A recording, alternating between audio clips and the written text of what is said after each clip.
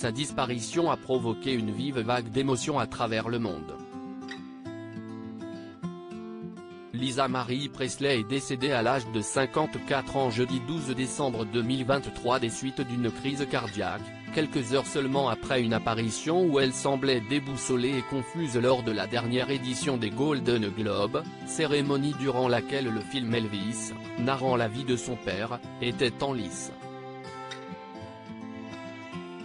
Des derniers instants au cours desquels la chanteuse était particulièrement triste. L'ancienne femme du King of Pop Michael Jackson ou encore du célèbre acteur américain Nicolas Cage, entre autres, pourrait être morte à cause d'une addiction aux médicaments et aux gaz hilarants, selon plusieurs sources concordantes. Elle laisse derrière elle deux jumelles, Finlay et Harper, qu'elle avait eues en 2008 avec son ex-mari Michael Lockwood, ainsi que sa fille Riley Keough, issue de son union avec Danny Keough.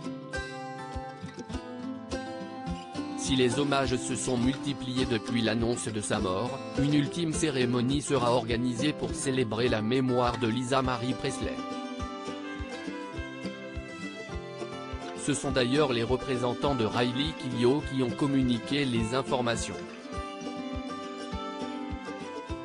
Les obsèques auront ainsi lieu à Graceland, le splendide manoir historique d'Elvis Presley, dont elle était la fille unique, situé à Memphis.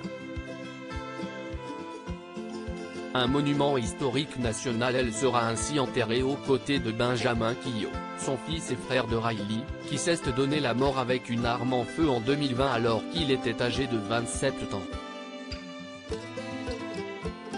Un décès tragique qui avait d'ailleurs particulièrement touché Lisa Marie Presley, qui a admis à plusieurs reprises avoir du mal à se remettre de ce drame. Le manoir de Graceland est un lieu particulièrement symbolique puisque c'est ici que la famille Presley s'est installée. Elvis, le King of Rock'n'Roll, a acquis cette demeure de 1620 mètres carrés en 1957. Il s'agit également de la première maison d'artistes à être déclarée monument historique national. Lisa Marie Presley y a vécu durant son enfance et en a hérité au moment de la mort de son père, tout comme plusieurs millions de dollars qu'elle a perdus au fil des ans.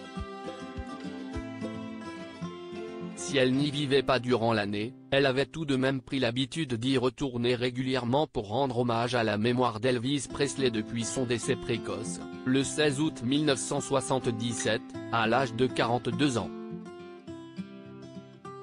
Finlay, Harper et Riley, les trois filles de Lisa Marie Presley héritent à leur tour du manoir de Graceland.